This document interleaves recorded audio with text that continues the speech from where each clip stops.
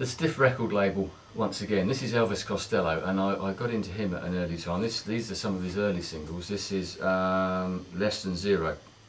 I don't know if it's got a date on it. No, it hasn't. I stopped doing the dates by then. So Less Than Zero was one, I think it was just about, it's pretty much his first single. That's Allison, which is still an excellent track. Red Shoes, there we go. And the obligatory Watching the Detectives as well. And I've got several others of his, but they're in sort of sleeves like this one. I Don't Want to Go to Chelsea, for example. What have we got here? What's this one? Pump It Up. New Amsterdam, loads and loads. Let's see if I've got any more. There's a very interesting. I've even got Sweet Dreams from when he went into the sort of the country period as well. And actually, I've got another one here. I've just found this. He did a couple of singles as The Imposter.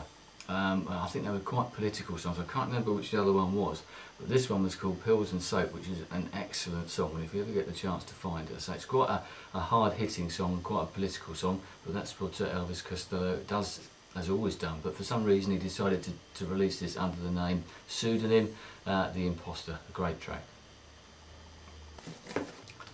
Well, we're only on to the seas. And it's taken me some time. This is The Cure, another one of those bands that I loved from the sort of late 70s, early 80s, and this is one of their very early singles called Killing an Arab. But the track that I really like is the track on the B-side of this, which is called 10:15 on a Saturday Night, and this is on the Fiction record label, another one of those labels that came out at that time, a bit of a sort of do-it-yourself one. A lot of them were swallowed up as well. Boys Don't Cry, a great single once again. Jump in Someone Else's Train, which has always been one of my favourites by The Cure. A track called Primary. The one that really hit home, I think, over here was a track called The Forest, or A Forest, should I say. That's a good one. And the one that most people know, I should think, Love Cats. So several of theirs. There might even be some more scattered around, you never know. A punk one, once again. Here we go. This is The Clash. 1977 this was, of course, and this is the White Riot. That came out obviously in 1977. This is their first ever single and the one that sort of really hit them home. Here we go, another one. This is Remote Control, Complete Control. Clash City Rockers, one of their great singles, A White Man in Hammersmith Palais. And if I show you this particular one, this is one that came out as like a bit of a... I put together some of the early things that they did release, and I don't think were really official singles. And this is an EP that came out. It's done like a washing powder type thing. But this is what I was talking about with some of the singles, that it opens up, and then you've got the sleeve inside with lots of writing on, lots of bits and pieces and photographs and that. And you just don't get that with a CD, do you? So that's one of the good things about with singles, especially at that time. That's one of the good things about the punk era at that time. Is apart from the do-it-yourself culture, maybe that inspired it, but so many bands were putting out different things. The 12-inch singles sort of came out of that sort of time. The remixes and things that came out maybe for the later with the sort of dance sort of, craze that grew out of this whole sort of thing.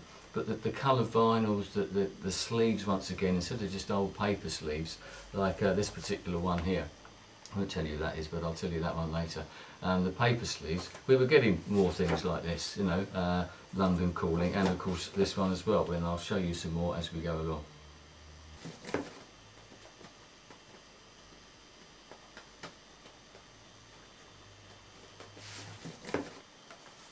Alice Cooper. This is going back for the Warner Brothers. This is School's Out, and I bought that in 1974. And I think that was like a little bit of a reissue, but this one is certainly original, and that's Elected, and that's certainly going way back. And I've just found this, I've forgotten, this is one of those ones that I've forgotten I got. We're Still on the Seas, Joe Cocker, with a little help from my friends, on the Regal Zonophone label, and I'll have to put my glasses on to find out when this actually came out. 1968, and this is the original on Northern Songs. Northern Songs, obviously the old Lennon and McCartney, and Something's Coming On is the B-side. Now that's a real old one, that is. One more here, which I've just dug out. Cockney Rebel, Come Up and See Me, Make Me Smile. Still a classic song. Still one that sounds probably just as good as it did way back in 1975, when it was the 204th single that I ever bought. Dr. Feelgood, another one of those bands that came out. I've got some more of their singles in there as well, but I just wanted to show you this one. I want to slow down a bit, otherwise this will take absolutely hours. But another one of those coloured vinyl ones, this is called Milk and Alcohol, and look at the colour of that. That looks like sort of stale beer or something. As I said, some of the coloured vinyls were great, and some of them were just downright ugly, I think. Something a bit different, Rockin' Doopsie and the Cajun Twisters. This was a band that I saw, obviously a Cajun band, and I saw them at the Cambridge Folk Festival once again way back in the sort of 70s somewhere, late 70s. And I think I got this for nothing, it was free.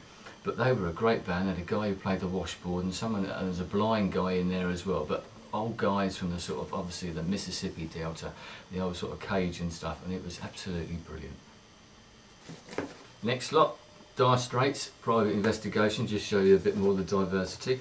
And then another one of those people that came out of the sort of punk era, this is Ian Dury and the Blockheads, and as I said, he was one of the bands that was on the Stiff label, one of those bands that was launched that way.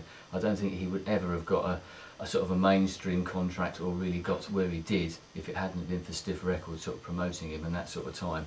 He was a bit of an oddball character, and I don't mean that nastily at all. He was a great character, a great lyric writer, a great person, a great live act as well. And I know someone who knew him and who said he was a really nice guy as well. This particular one is Sweet Gene Vincent. This is What a Waste. I thought I had some of his earlier singles. Maybe I'll have some, they'll turn up. Another band that I used to love from the punk era, once again on the Stiff record label, The Damned, and this is their first ever single, and the first ever punk single actually. This is New Rose, and on the B-side was the old Lennon and McCartney song Help, which I spoke about earlier on. And this is the first punk single that I ever actually bought, so I bought the New Rose one slightly later. But this is a track called Neat Neat Neat, and I remember seeing this on the TV. I don't know, it wouldn't have been a video, maybe they were live on the TV somewhere, and it just blew me away. I've heard some things like this, but this was just amazing. I think it's still, once again, one of those ones that sounds great nowadays. And while we're on that, here's another one that they did, one of their slightly later singles, and I was talking about colour vinyl. That's a bit garish, isn't it? Especially when it's got a sort of a lime green type of label in the middle as well. Well, I've got a couple of American bands here. I've actually played some of these tracks. The Dead Kennedys, Holiday in Cambodia. I don't know if any of you know that, but quite an interesting sort of punk song. Jello Biafra, I think the guy's name was, who was the main man in this band, who came from California. And there's the other track I've got here is California Uber Alice. And then we go on to, if I can find them, here we are, Devo. And this is, I think, the first single that I know of them, called Jocko Homo, Are We Not Men? And I think, and then we've got, I've got a colour vinyl of theirs in here somewhere. This one's, here we go. This one's called Come Back Joanie, and once again another variation. This is just sort of grey, and it's actually got sort of looks like purple blotches and that on it. So I'd say lots of variations on these.